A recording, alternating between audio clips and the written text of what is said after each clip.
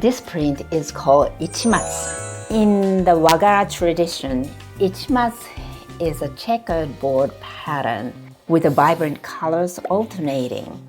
And this is also inspired by the kabuki actor named Sanogawa Ichimatsu. Sanogawa Ichimatsu was a kabuki actor who worn this pattern repeatedly, and it became very popular. So I love the symmetry. I love the consistency of this pattern. Sometimes I use watercolor, other times I use ink and brush.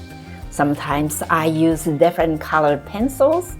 And here what I did was, because it has such strong geometry, I wanted to use origami paper and cut out all these squares to create the pattern, and this became my color palette.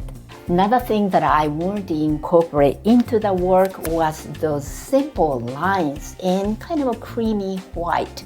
They kind of remind me of Sashiko, the kind of a technique that a Japanese used for centuries. You reinforce the fabric by using hundreds of stitches. And so those straight lines worked very well with a square pattern, and I want to bring those two traditions together.